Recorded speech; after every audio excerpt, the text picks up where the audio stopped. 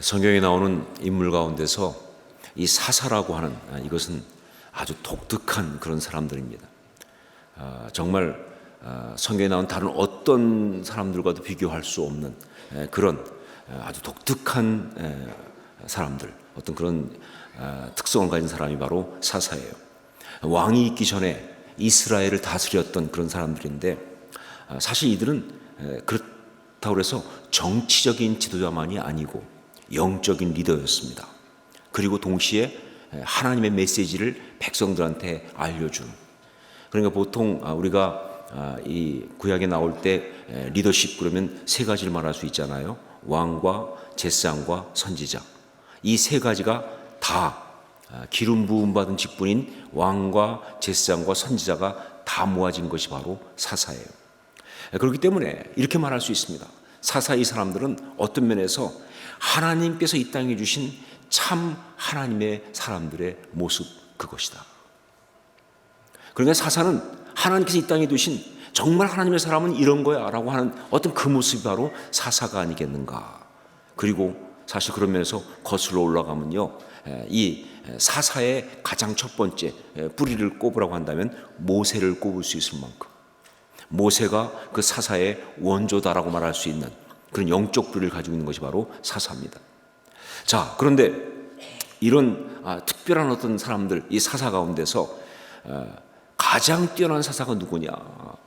우리가 뭐 한 12명의 사사를 얘기하기도 하는데, 그 중에서 가장 뛰어난 사사의 대표라고 할 수 있는 사람이 누구냐라고 한다면 대개들 동의하는 게 누구냐면 바로 기드온이 가장 뛰어난 사사라고, 대표라고 생각합니다.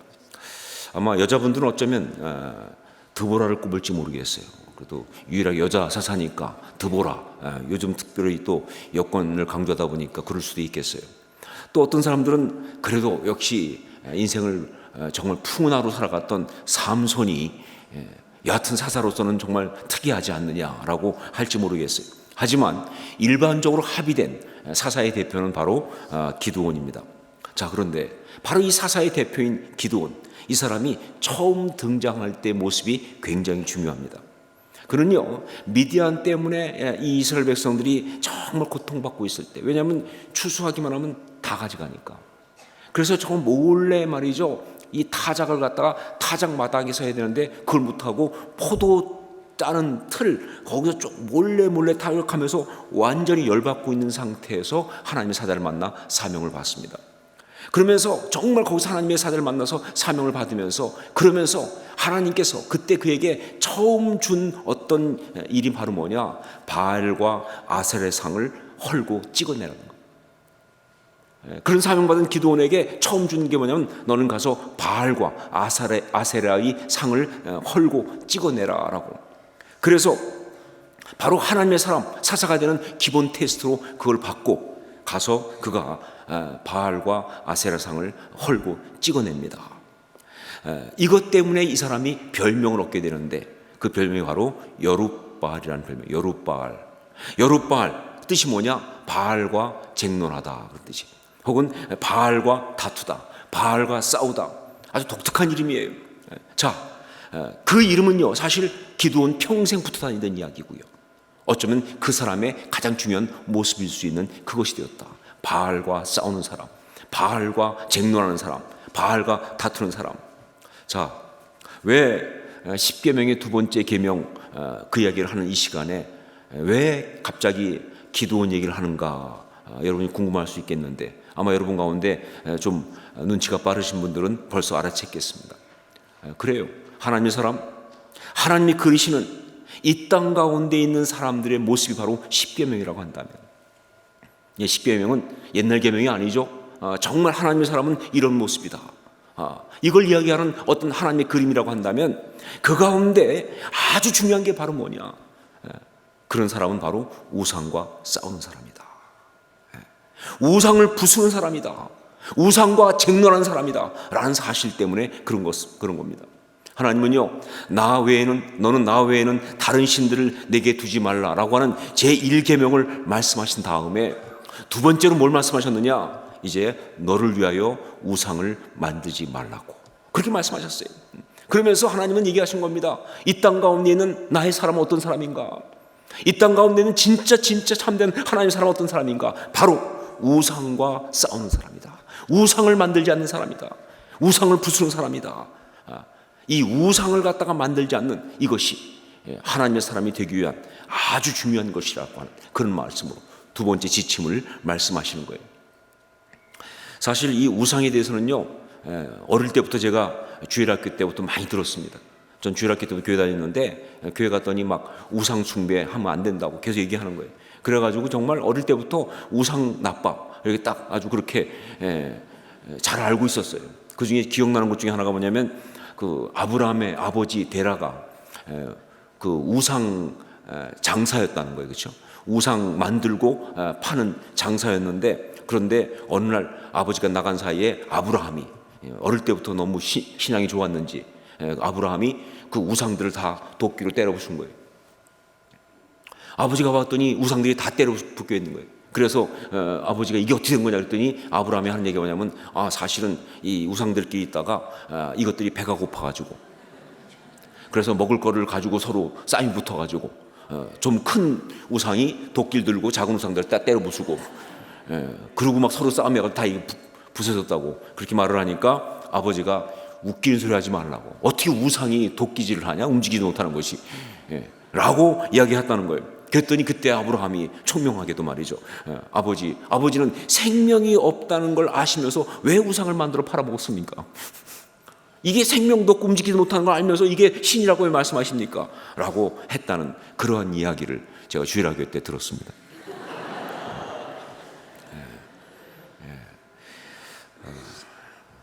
물론 이 얘기는 성경에 나오지 않습니다. 사실 이것은요, 정확히 말하면 랍비 히야라고 하는 사람이 쓴 탈무드에 나오는 이야기예요. 전설 같은 이야기죠. 그런데 주일학교 선생님이 이걸 갖다가 너무 실감나게 말하는 바람에 저는 그때 이게 성경에 나오는 줄 알았어요. 그래서 한동안 헷갈렸습니다. 하여간 주일학교 선생님들도 굉장히 좀 신경을 쓰셔야 합니다. 이게 성경에 나오는 건지 아니면 그냥 밖에서 들어온 어떤 그런 이야기인지를 잘 구분해서 말씀해 주셔야지, 안 그러면 헷갈릴 수가 있어요. 자, 여하튼 그런 얘기를 들으면서 좀 굉장히 좀 헷갈리긴 했지만, 여하튼 그런 식으로 이 구약에 나오는 신앙의 사람들을 볼 때마다 제가 어릴 때 보면 다 뭐냐면 이 사람들은 우상과의 싸우는 사람들이에요. 우상을 부수는 사람들이에요. 우상을 이기는 사람들이에요. 그래서 신앙의 가장 큰 적은 우상이구나, 우상 숭배하는 게 제일 나쁘구나 라고 그렇게 생각을 했고요. 그러면서는 참 제대로 배운 것 같아요. 그런데 문제는 뭐냐, 그런데 그 우상에 대해서 제가 너무 편협하게 알고 있다는 거예요. 이게 문제입니다. 그러다 보니까 제 실제 삶에서는 그게 적용이 안 돼. 성경의 사람들은 우상과 싸우는 사람이다, 그걸 알고 있는데, 그런데 그것이 지금 나의 삶 속에서는 해당이 안 돼요. 왜냐하면요, 사실 제가 무슨 우상 숭배하는 거 없었거든요, 그 당시. 만약 저희 집이 만일 절에 다니는 그런 어떤 집이었다 그러면 좀 해당이 됐겠죠, 그렇죠? 근데 그것도 아니었고, 또 저희 집 무당 부르다가 굿하는 집 같았으면 또 그것도 역시 해당이 됐겠지만 그런 것도 아니고, 또 우리 집에 무슨 성황당이 있거나 신주단지가 있거나 그런 것도 아니고 말이죠.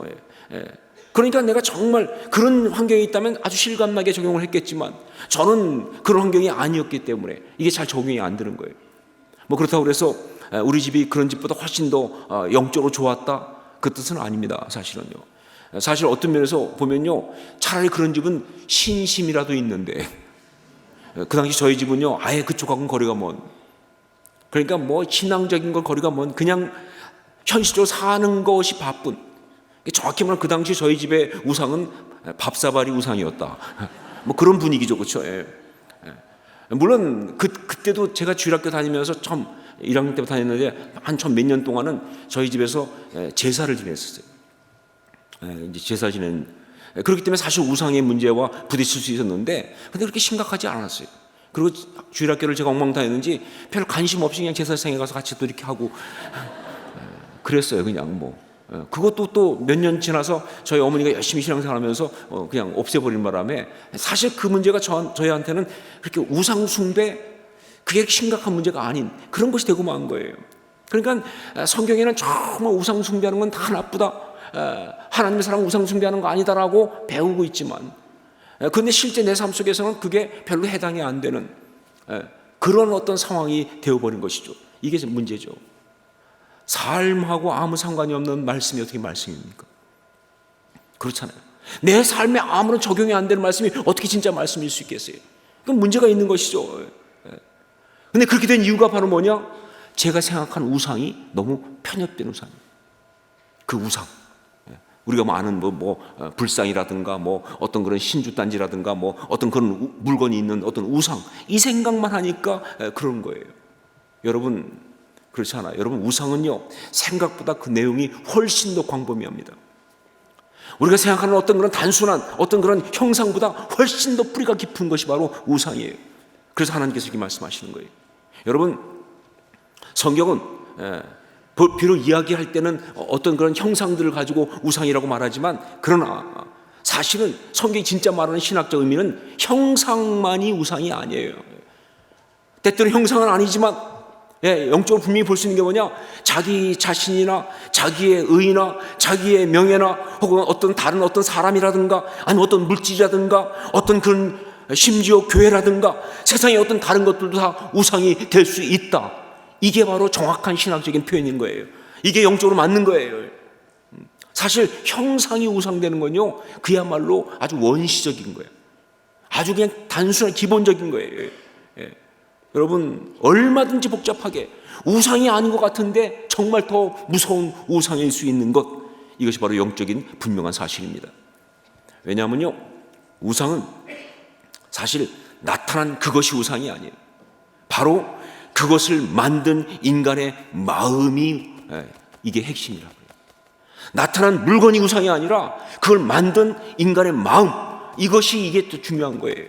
그러다 보니까 비록 형상이 아니어도 말이죠, 우상처럼 보이지 않아도요, 그 마음 상태가 바로 그 영적 상태가 우상을 만드는 것과 똑같은 상태일 때는요, 결국 그 모든 것이 다 우상이 될 수 있는 거예요. 이게 무서운 거예요. 그러니까 여러분, 우리 지금 주변에 보면요, 정말 우상 아닌데 우상되는 게 많습니다. 심지어 여러분, 정말 우리가 놀랄 수밖에 없지만 교회도 우상되지요. 교회가 우상되잖아요. 어떤 뛰어난 영적 리더가 우상이 될 수 있잖아요. 그렇죠? 자기의 신앙 경력이 우상될 수 있잖아요. 자기 나름대로 갖고 있는 아주 정말 자랑스러운 어떤 타이틀이 우상될 수 있잖아요. 심지어 신학이 우상될 수 있잖아요. 이데올로기가 우상되는 것처럼 말이죠. 우상은요, 굉장히 많습니다. 왜냐하면 우상은 물건이 아니라 마음이기 때문에. 이 마음 속에서 어떤 마음을 갖고만 있냐, 그게 바로 나타나는 것이 우상이기 때문에 그럴 수가 있는 거예요. 그래서 하나님은요, 두 번째 계명으로 우상을 만들지 말라라고 하시면서 그 표현을 아주 독특하게 쓰고 있습니다. 그냥 우상을 만들지 말라 하지 않고 굉장히 독특한 표현으로 말씀하고 있어요. 우리 4절 말씀을 한번 같이 읽겠습니다. 4절 같이 읽습니다. 너를 위하여 새긴 우상을 만들지 말고 또 위로 하늘에 있는 것이나 아래로 땅에 있는 것이나 땅 아래 물속에 있는 것에 어떤 형상도 만들지 말며. 여기서 먼저 볼 수 있는 게 바로 뭐냐? 너를 위하여라는 거예요. 너를 위하여. 이 너를 위하여, 이 말은요, 히브리어로 하면은 레라는 말입니다. 레, 전치사예요. 레. 그런데 이 레라는 이 말은요, 어떤 뜻이냐면 뭐뭐에게, 뭐뭐에서, 뭐뭐에 관하여, 뭐뭐에 의하여 등등을 번역되는 그런 전치사입니다. 뭐뭐에게, 뭐뭐에서, 뭐뭐에 관하여, 뭐뭐에 의하여 등등. 그런데 최근에 연구한 걸 따지면요, 그것보다 훨씬 더 근본적인 의미가 이 레에 있다는 거예요. 그게 바로 뭐냐면 몸으로부터. 영어로 말하면 from. 그거예요.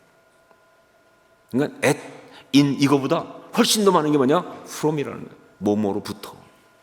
그러니까 말이죠, 여기서 말씀하신 너를 위하여란 말은 뭐냐면요, 정확히 말하면 너로부터, 네가 만든 거란 거예요. 있는 게 아니에요. 존재하는 게 아니에요. 네 속에서 나온 거예요. 네가 만든 거다. 그게 우상이에요. 내가 스스로 만들어낸 그게 우상이라는 거예요. 이게 무서운 거죠. 그렇죠? 그 다음에 또 한 가지, 여기서 볼 수 있는 게 뭐냐면 새긴 우상입니다. 새긴 우상. 너를 위하여 새긴 우상을 만들지 말고, 그냥 우상이라고 하지 않고 뭐라고 그랬어요? 새긴 우상이다. 여러분, 이 새긴 우상이라는 이 말은요, 히브리어로 하면 페셀이라는 단어입니다. 페셀. 자, 이 페셀이라는 이것은요, 보통 성경에서 우상을 말할 때 두 가지를 언급하는 것 중에 하나예요. 보통 성경에서 우상 그럴 때는요, 하나가 뭐냐면요, 새겨 만든 우상인 페셀을 쓰고요. 그리고 또 하나는 뭐냐, 부어 만든 우상인 마세카란 말을 씁니다. 그래서 성경에서 우상을 말할 때는 페셀 아니면 마세카예요. 자, 페셀은 뭐냐? 이거는 어떤 돌이나 나무 이런 것들을 다가 깎아서 조각해서 만드는 우상입니다. 그게 페셀이에요. 그 다음에 그러면 마세카는 뭐냐? 이거는 어떤 뭐예요? 틀을 만들어가지고 거기다가 쇳물을 부어서 주조하는, 그게 바로 마세카예요. 자, 그래서 보통 이 페셀과 마세카 중에서 더 일반적인 게 뭐냐? 그게 페셀이에요. 아무래도 그게 일반적으로 제일 쉬우니까 돌을 깎거나 뭐 나무를 깎거나 해서. 사실 마세카는요, 아무래도 좀 더 기술이 조금 더 필요해요. 일종의 마세카는 하이텍 우상이다. 그렇죠. 왜냐하면 주조할래니까, 그렇죠. 그러다 보니까 그렇게까지 흔한 것은 아니에요. 그래서 보통 일반적으로 그냥 우상 말할 때 더 대표는 페셀.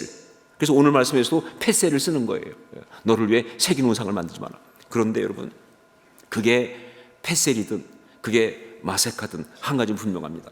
결국은 깎아 만든다. 뭘 깎아 만들어요? 내 마음속에 있는 그 그림을 깎는 거예요. 부어 만든다. 뭘 부어 만들어요? 내 마음속에 있는 그 그림을 부어 만드는 거예요. 결국은 그렇게 깎아 만드는, 부어 만드는 간에 만드는 형상은 뭐냐면 내 속에 있는, 내 마음속에 있는 그 이미지가 나타나는 거예요. 이게 바로 우상입니다. 마음속에 있는 것을 그대로 겉으로 드러내는 것, 이게 우상이에요. 그러니까 우상이라는 건 밖에 있는 어떤 물건이나 조각이 아니라 그 우상을 섬기는 자의 마음속에 있는 그 죄성, 그게 진짜 우상인 거예요. 그래서 우상은요, 모든 그리스도인들에게, 모든 사람에게 너무 심각한 현실적인 문제고요, 특히 신앙인에게는 정말 중요한 영적인 도전이 되는 거예요. 자, 그렇다면 어떤 마음인가? 어떤 마음들이 우상을 만드는가? 우상을 만드는 그 마음은 어떤 영적인 상태를 갖고 있는가? 그 중에 제일 먼저 볼 수 있는 게 바로 교만이에요. 교만은요, 정말 인간에게 존재하는 가장 큰 내적인 위험 중에 하나가 교만입니다. 정말 이 교만은 이게 참 힘들어요. 교만 안 하고 싶어도요, 이 교만은 얼마나 교활하게 교만하는지 말이죠. 정말 그 교만에, 사실 이 교만은요, 에덴 동산에서 사람이 처음 하나님 먹지 말라고 한 선악과를 따먹을 때, 그때 이미 시작된 이야기. 하나님처럼 되려는 교만. 그래서 신학적 용어로 휘브리스 이렇게 말하잖아요. 그게 교만이에요. 그렇죠? 그때 시작해가지고 사실은 다 뭐냐? 자기가 옳고, 자기가 최고고, 정말 자기가 뭐든지 다 할 수 있고 한 어떤 자기가 중심이 되는 그 교만, 이것이 바로 우상을 만들어요. 이게 우상을 만듭니다. 이게 문제가 되는 것이죠.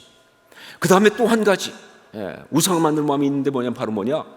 사실 에덴 동산에서 그렇게 인간이 범죄한 다음에 그 다음에 찾아왔던 것 중에 하나가 뭐냐? 두려움이에요. 두려움이 우상을 만듭니다. 왜 그렇게 우상을 만들어요? 왜 그렇게 힘들게 만들어요? 무서워, 두려워서 그래요. 망할까봐, 죽을까봐, 힘들까봐. 그러니까 막 그걸 막아보려고 말이죠. 사망에 대한 두려움 때문에, 어떤 멸망에 대한 두려움 때문에, 어떤 그런 몰락에 대한 두려움 때문에 말이죠. 그래서 미래의 불확실에 대한 두려움 때문에 그래서 그렇게 만드는 거예요. 두려움 없으면 정말 우상 쪽 장사 안 됩니다. 그렇지 않아요. 이 두려움이 이게 하여간 뭐 부족부터 시작해가지고 다 그것 때문에 오는 거니까, 그렇죠? 그 다음에 또 한 가지, 우상을 만드는 게 바로 뭐예요? 욕심이에요. 욕심. 선악과를 따먹을 때 어땠어요? 먹음직하고 보암직하고 지혜롭게 할 만큼 탐스럽기도 한 욕심, 억제하지 못한 욕심, 원하는 걸 갖고 싶은 욕심, 바로 그 욕심, 그게 더해진 그것이 바로 우상을 만들어내는 거예요. 거기에다가 이기심, 자기 자신만을 위한 자기 중심적인 사고, 이기심. 그러니까 뭐예요? 온 세상이 다 나를 위해 존재해야 되는 것이고요, 영적인 것조차도 내가 중심이 돼서 나만을 위해서 평선되기 원하는 우상. 우상이 왜 좋은 줄 아세요? 소유할 수 있어서 그래요. 그렇죠. 우상은 소유할 수 있거든요. 내가 언제든지 원하는 대로 뭐예요? 컨트롤할 수 있어요. 내가 올 때 찾아가고 아니면 그냥 오면 되는 거예요. 그렇죠? 얼마나 좋아요, 그렇죠? 만나고 싶을 때 가서 만나고 시험을 안 보면 되니까, 그렇죠? 하나님은 그럴 수가 없죠, 그렇죠? 하나님은 그럴 수가 없어요. 근데 어떤 사람은 하나님도 그런 사람이 있어요. 그래가지고 주일날 혹은 수요일날 예배 끝나고 나면 하나님을 교회에다 가둬놓고 그리고 가요. 다음 주 올 때까지 꼼짝 말고 계세요.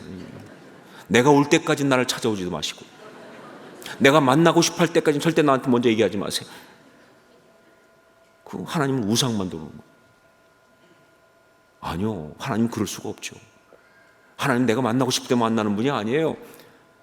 하나님 내가 하고 싶은 대로 컨트롤하는 하나님이 아니에요. 있으라는 것을 계셔 주시고, 원하는 건 해주시고, 내가 원하지 않는 건 안 하고, 가만히 있을 때는 가만히 있어 주셔야 되고, 찾을 때는 얼른 빨리빨리 튀어나오셔야 되고. 그건 하나님이 아니죠. 우상인데 그게 우상이에요. 아주 이기적이다. 바로 이러한 인간의 어떤 그런 상한 마음, 이 어떤 죄성 이 뒤에 누가 역사하냐? 마귀가 역사하는 거예요. 사단이 역사하면서 그러면서 바로 우상을 만들어내는 것이다. 그래서 첫 문제예요.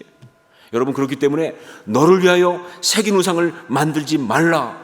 이 말씀의 의미는요, 단지 그냥 영적으로 그냥 해로운 물건 혹은 좀 영적으로 좀 이상한 물건 그런 거 만들어 섬기지 말라 하는 그 얘기가 아니고, 정확히 말하는 얘기입니다. 네 속에 있는 죄성, 그것이 너의 삶을 주장하도록 그렇게 발전시키지 말라, 그 얘기예요.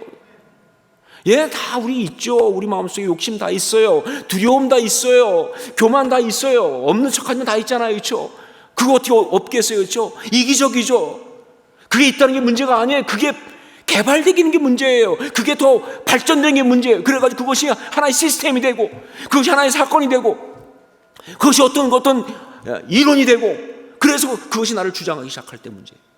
예, 우상을 만들지 말라 말씀하시는 주의 말씀 이것입니다.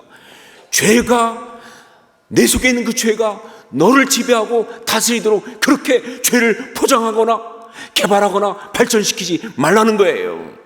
이게 중요한 거예요. 여러분, 그래서 우상을 만들지 말라는 다른 말로 말하면 십자가 신앙이에요. 십자가가 바로 우리 속에 있는 죄를 다 못 박아 처리하는 것이니까 십자가 신앙이에요. 우상을 만들지 마라, 십자가 신앙이에요. 예. 차라리 옛날에는 참 좋았어요. 옛날에는 그냥 우상 그러면 그냥 일단 보이는 것 쪽이니까 기기묘묘한 형상이라든가 뭐 금붙이라든가 뭐 해가지고 만드는 것, 그런 거니까 우상 안 만드는 거가 어떤 면에서 쉬웠지 모르겠지만, 과학이 발달되고 문명이 발달될 지금은요, 이제 그거 우상 아닌 거 다 알고 있어요. 그런데 그래서 쉬워진 게 아니라 이제는 말이죠, 정말 분별하기 힘들 만큼 교활하게, 아주 정말 악할 정도로 절묘하게 그렇게 우상이 발전되기 시작합니다. 어떤 명예로, 어떤 그런 전통이나 어떤 업적이나 어떤 정말 자기 자신의 어떤 그런 신앙적인 것까지도 말이죠. 그래서 우상이 무서워요. 그런데 여러분, 우상 부수지 못하면 신앙인 아닙니다. 우상 부수지 못하면 그 신앙은 실패한 신앙입니다. 제 아무리 기가 막히게 열심히 했어도요, 우상을 부수는 그걸 넘지 못하면 그 신앙은 한 번에 날아가는 거예요.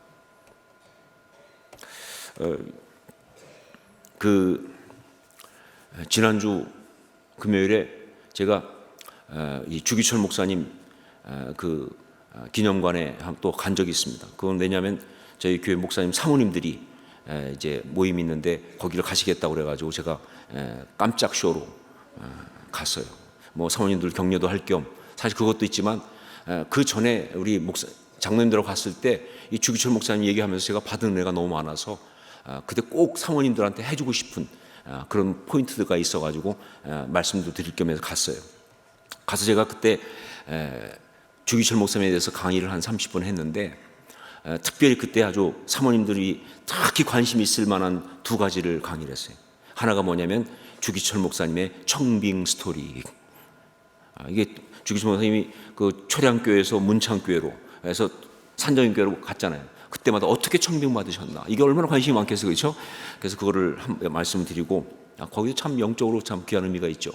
그 다음에 진짜 더 사모님들한테 관심 있는 것은 주기철 목사님의 사모 이야기. 주기철 목사님은 사모님이 두 분 계셨죠. 첫 번째 사모님은 안갑수 사모님이란 분이에요. 그리고 그분 돌아가신 다음에 오종모 사모님이 있는데, 근데 사실은 제가 그때 강의할 때 얘기했지만 이 주기철 목사님 사모님이 두 분이지만 그러나 사실은 사모님 그러면 그냥 하나로 볼 수 있을 만큼 이 사모님들의 어떤 영적 역할은 일치합니다. 왜냐하면요, 사실 오종모 사모님은요 안갑수 사모님하고 굉장히 친했던 거의 언니 동생 하던 사이였어요. 그래서 안갑수 사모님이 죽으면서 그러면서 당시 오종모 그 선생은 뭐 결혼할 생각이 없었던 그런 마산의 의신여고 선생님으로 그냥 있었던 분인데 불러가지고 부탁을 하는, 이 아이들하고 목사님을 좀 대신 맡아달라고. 그래서 결혼한 거기 때문에 거의 뭐 같이 간다고 봐야 돼요. 근데 제가 그때 얘기하면서 그런 얘기했어요. 주기철 목사님 혼자 순교하신 거 아니다. 사모님들이 같이 하신 것이다. 절대 혼자 그렇게 할 수 없다. 함께하는 분들의 신앙이 같이 가니까. 실제 그래요. 정말 안갑수 사모님 이야기는 많이 없으니까 모르지만 오종모 사모님 같은 경우는요 정말 그분의 신앙이 주기철 목사님의 순교 신앙이 그냥 만들어내요. 근데 저는 특히 그 부분을 얘기하면서 제가 진짜 은혜 받았던 건 뭐냐면요, 주기철 목사님 훌륭하시죠. 사실은 순교하고 그런데 정말 귀하게 진짜 이 신앙이 진짜 하는 걸 보여준 건 뭐냐면 그분이 돌아가신 다음이었어요. 순교하시고 나서 그 다음에 이제 아시지만 하여간 신사참배 거부하는 것 때문에 산정인교회에서 교회에서 쫓겨났잖아요. 목사직까지 박탈당하고. 그럴 때 그 순간 바로 그 추운 거리로 온 가족을 다 내모놨어요. 그래가지고 진짜 거의 막 굶어 죽기 직전까지 갈 정도로 고생을 했거든요. 그 교회에서 다 그렇게 하고 그러다가 딱 해방되고 나니까 갑자기 산정인교 교회 그때 그렇게 했던 사람들이 싹 바꿔가지고 우리 주 목사님 이 훌륭하신 분 막 그래가지고 막 그러면서 그다음에 어떤 운동이 벌어졌느냐, 산정인교회 그 마당에다가 주 목사님 동상을 세우자.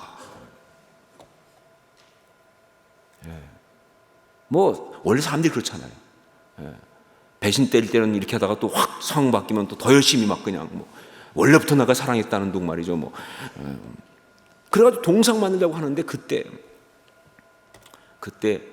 그 동상 만들려고 했던 사람을 향해서 만약에 동상을 만들면 내가 다 도끼로 때려 부순다 했던 분이 오종모 사모님. 왜 주 목사님을 그렇게 만들려고 하느냐?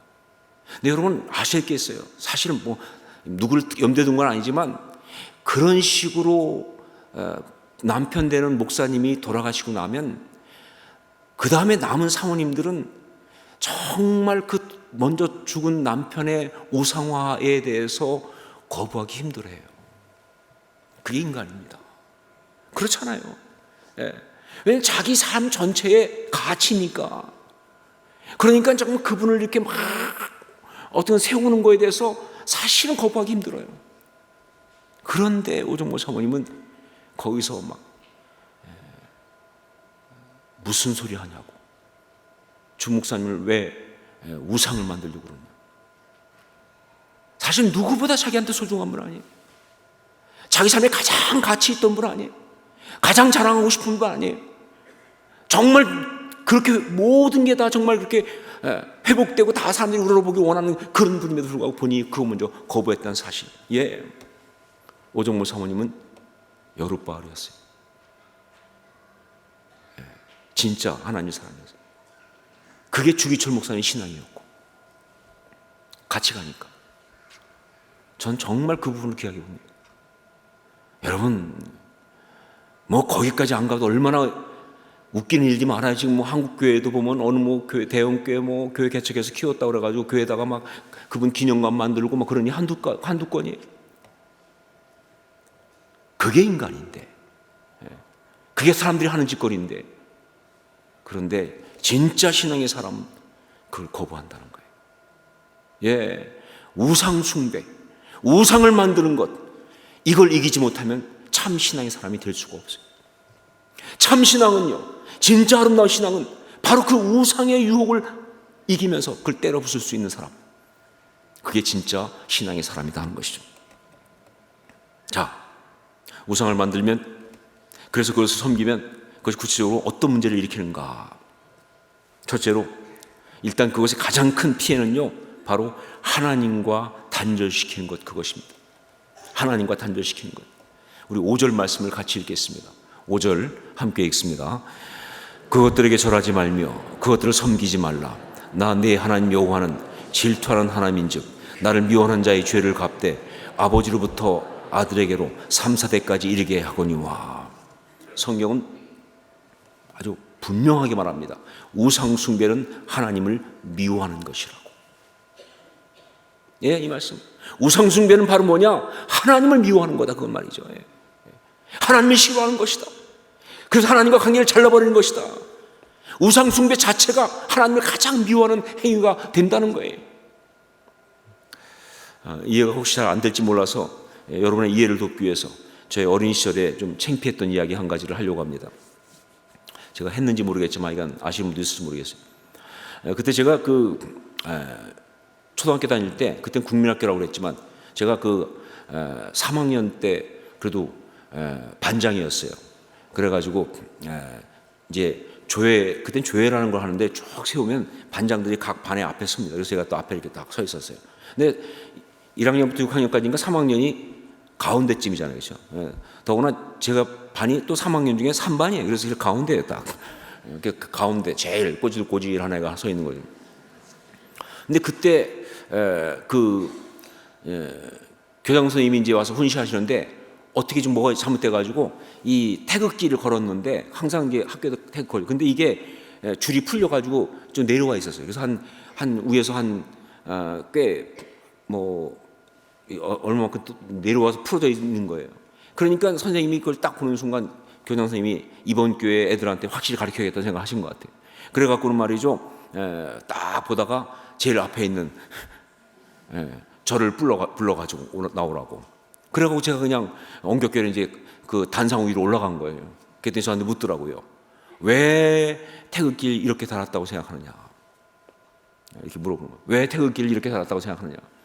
교장 선생님이 원하는 답은 뭐냐면요, 이렇게 달면 안 되는데, 현충일이 아닌, 현충일은 그렇게 달아도 되죠, 그렇죠? 다른 날은 이렇게 달면 안 되는데 잘 몰라서 달았다, 이렇게 대답하길 원하시는 거예요. 근데 그때 제가 그냥 정신이 하나도 없으니까, 그러니까 그냥 나도 모르게 입에서 딱 내면 달기 싫어서.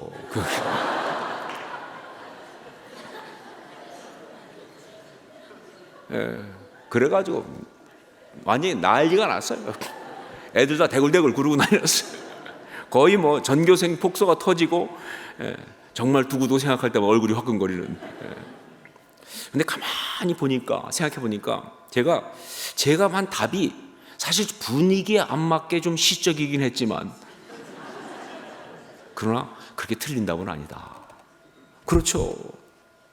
정말 그 국기를 다는 사람이 정말 그걸 좋아했다면 그렇게 이상하게 느슨하게 안 달았겠죠. 그렇잖아요. 지금 마지못해서 하는 마음, 그냥 막 급하게 빨리빨리 하는 마음, 달기 싫은 마음 때문에 결국 그렇게 단 거 아니겠느냐. 아무리 생각해도 저는 천재예요. 여러분, 우리 마음의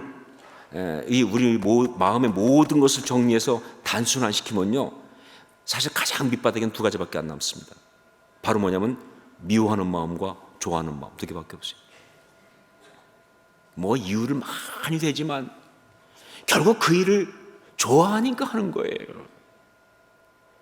뭐 이유 많이 대지만 싫어하니까 안 하는 거예요. 이게 정말 인간이 갖고 있는 가장 단순한 기본적인 동기입니다. 죄도 좋아하니까 짓는 거예요. 정말 나쁜 습관도 좋아하니까 끊지 못하는 거예요, 사실은요. 좋아해야 될 관계가 좋지 못하거나 혹은 무관심이 되는 것은 바로 뭐냐? 근본적으로 미워하니까 그러는 거예요, 사실은. 마음속에. 말은 뭐 너무 사랑해서 웃긴 소리 하지 말라고 그랬어요.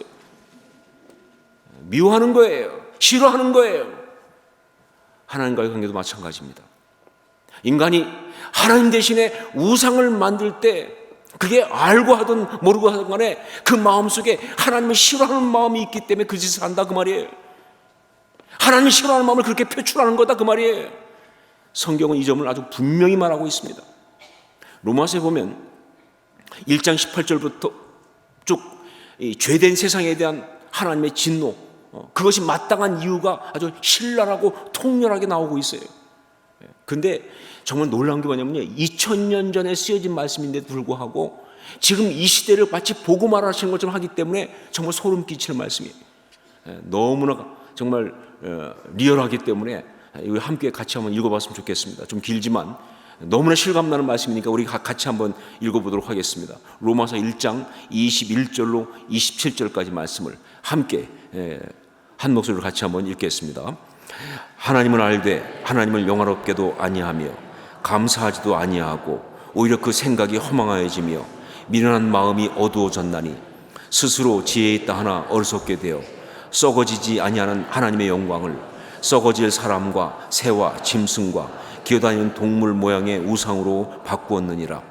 그러므로 하나님께서 그들의 마음을 정욕대로 더러움에 내버려 두사 그들의 몸을 서로 욕되게 하게 하셨으니 이는 그들이 하나님의 진리를 거짓 것으로 바꾸어 피조물을 조물주보다 더 경배하고 섬김이라. 주는 곧 영원히 찬송할 이시로다. 아멘.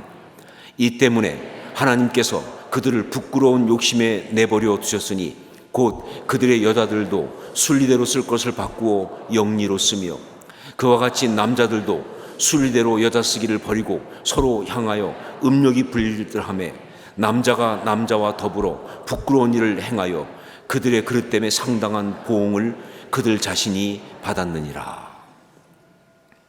예, 여기 나온 이 현상은요, 문화와 사회 현상처럼 보이지만 사실은 죄 현상이고 그 죄 현상이 가장 기본이 바로 뭐냐? 우상 숭배 때문에 시작된다. 이게 성경이 말하는 정확한 포인트입니다.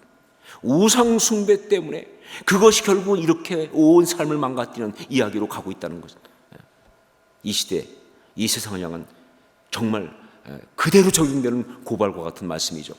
자, 그런데 이 말씀 다음에 이어진 말씀에서 그 우상 숭배로 시작되는 이 죄의 상황이 결국은 왜 일어나느냐, 즉 그 우상 숭배가 어떻게 해서 시작되었느냐를 설명하는 아주 기가 막힌 단서를 한 가지 이야기하고 있는데 그것이 바로 그 다음에 나오는 로마서 1장 28절 말씀이에요. 우리 28절 말씀을 같이 읽겠습니다. 함께 읽습니다. 또한 그들이 마음에 하나님 두기를 싫어하며 하나님께서 그들을 그 상실한 마음대로 내버려 두사 합당하지 못한 일을 하게 하셨으니. 예. 왜 그렇게 우상 숭배하느냐? 그들이 마음에 하나님 두기를 싫어한다. 하나님을 싫어하니까. 우상 숭배는 하나님이 싫어하는 마음에서 나오는 것입니다. 하나님을 미워하는 거예요. 예. 하나님을 미워하는 그 모든 극치가 바로 우상 숭배예요. 사실 이거 가르쳐주면 안 되지만 여러분이 정말 하나님 미워하고 싶으면요, 난 정말 하나님 미워하고 싶어. 그러면요, 하나님을 욕하는 것보다 혹은 말이죠, 하나님이 금하시는 어떤 죄를 짓는 것보다 우상 숭배하시면 돼요. 그건 하나님을 가장 모욕하는 짓이에요. 하나님이 가장 싫어하는 거예요. 그게 그만큼 무서운 것이다. 두 번째로 우상 숭배. 이게 왜 문제가 되느냐라고 할 때 이것은요, 바로 하나님께서 인간에게 준 그 존엄성, 그 존귀함을 스스로 던지고 추락시키는 것이기 때문에. 하나님이 우리에게 준 존엄성이 있어요. 하나님이 우리를 지을 때부터 우리를 존귀하게 지으셨어요. 그런데 우리가 그 하나님 주신 그 존엄성, 이 존귀함을 스스로 내어 던지고 추하게 만들어버리는 것, 이게 바로 우상 숭배예요. 우리 4절 5절 말씀 다시 한번 같이 읽겠습니다. 4절 5절, 출애굽기 20장 4절 5절 다시 한번 같이 읽겠습니다. 너를 위하여 새긴 우상을 만들지 말고 또 위로 하늘에 있는 것이나 아래로 땅에 있는 것이나 땅 아래 물속에 있는 것에 어떤 형상도 만들지 말며 그것들에게 절하지 말며 그것들을 섬기지 말라. 나 내 하나님 여호와는 질투하는 하나님인즉 나를 미워하는 자의 죄를 갚되 아버지로부터 아들에게로 3, 4대까지 이르게 하거니와.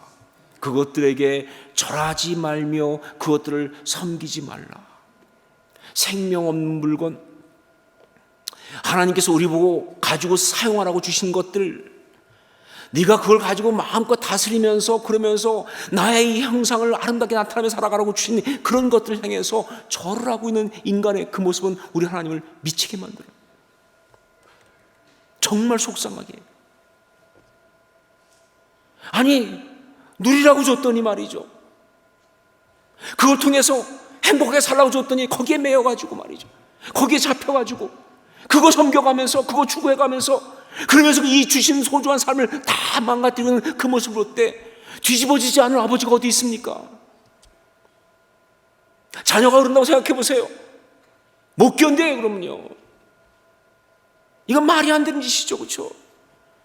예, 돈 하나님 우리 보고 사용하라고 주신 거잖아요. 근데 그걸 섬기고 있을 때 하나님이 가만히 얼마나 마음이 아프시겠어요. 그냥 섬기는 정도는 거기에 매여가지고 말이죠, 그 소중한 인생과 그 모든 걸 다 날려버리면서. 명예도 마찬가지죠. 사람들한테 인정받는 거 마찬가지죠. 예, 행복하라고 주신 건데 그것이 막 목적이 돼가지고 그것 때문에 오히려 더 불행해지고 있어요. 여러분, 건강도 마찬가지예요. 건강은 정말 우리가 잘 행복히 살려고 주신 것이지, 거기에 잡혀가지고 매여가지고 그것 때문에 전전긍긍하면서 자유를 다 잃어버리고 그러고 살라고 한 거 아니잖아요. 그렇죠? 뭐 게임이나 오락은도 말할 필요가 없고, 정말 이건 우리 하나님 자존심 상하게 하는 이야기. 우상 숭배는요, 우리 하나님 정말 속상하게 하는 문제예요. 왜냐하면 그것은요, 하나님이 주신 그 존엄성, 그 존귀함을 갖다가 그냥 내던지는 짓이니까. 예. 정말 그걸 갖다 그냥 추락시킨 짓이니까 말이죠. 하나님이 얼마나 속상하셨으면요, 이런 표현을 쓰셨어요. 나 여호와는 질투하는 하나님이다. 여러분, 하나님을 얘기하면서 질투란 말은 가당치 않습니다. 쓸 수 있는 말이 아니에요. 그런 말까지 사용하면서 하나님이 말씀하시는 게 뭐냐? 나 그렇게 속상하다는 거예요. 나 그렇게 정말 화난다는 거예요. 견딜 수가 없다는 거예요. 너무 속상하시니까 또 이기까지 갑니다. 나를 미워하는 자의 죄를 갚되 아버지로부터 아들에게로 3, 4대까지 이르게 하거니와. 물론 그 다음에 뭐 축복할 때는 1000대까지 한다는 게 나오니까 뭐 모르겠지만, 여하튼 3, 4대까지도 이것도 큰 거 아니에요. 예. 이런 거 갖다 요즘 우리말로 하면 뭐예요? 뒤끝 장렬 아니에요. 그렇죠? 예. 하나님이 뒤끝 장렬하는 분 아니신데 불구하고 이런 표현을 쓰는 건 뭐냐? 그만큼 속상하다는 거예요. 그만큼 싫다는 거예요. 너를 위하여 우상을 만들지 말라. 하나님의 사람으로 정말 아름답게 살기 위해서 우리가 꼭 기억해야 될 말씀이에요.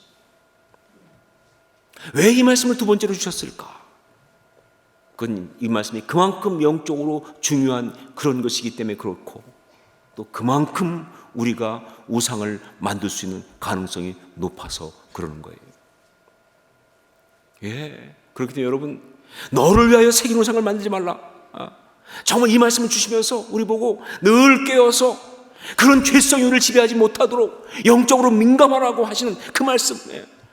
정말 그것도 그냥 지나갈 수 없으니 그 다음에 하늘에 있는 것이나 땅 안에 있는 거나 땅에 있는 거나 땅 안에 물속에 있는 거나 예를 쫙 드시는 하나님 그 마음을 아시겠어요, 여러분? 너무 교활하니까, 너무 다양하니까, 너무나 정말 절묘하니까 혹시 거기 넘어갈까 봐 네가 정말 정신 똑바로 차리고 그걸 다 좀 제대로 보라고 말이지. 그게 우상이 되지 않도록.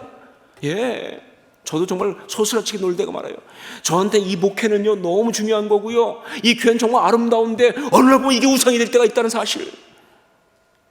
저의 명예는 목회하면서 나름대로 잘했다고 하는, 열심히 했다고 하는 정말 이 명예는, 사람들이 주는 좋은 평판은 너무나 귀한 거지만 어느 순간 그게 우상이 될 수 있다는 사실.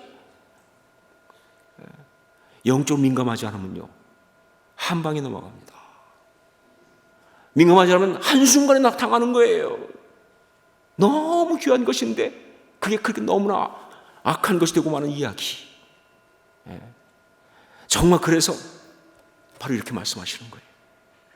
죄가 절대로 너의 삶의 주제가 되지 못하게 하라. 어떤 경우에도 죄가 너를 절대 다스리게 하지 말라. 어떤 것이 내 삶의 목표가 되게 하지 말라. 너도 모르게 마귀를 섬기는 그런 올무에 빠지지 말라. 여러분, 내 속에 물론 죄성이 있습니다. 아직도 내 속에 여러 가지 문제가 많아요. 상함도 있어요. 그런데 바로 그것들이 우상이 되려고 하는 순간에, 나도 모르게 그걸 만들려고 하는 순간에 소스라치게 깨어서 그 모든 걸 십자가에 못 박아버리는 그런 하나님의 사람이 될 수 있기를 주의 축원합니다. 그게 신앙인이죠. 그게 신앙인이죠. 그게 진짜 신앙인이죠.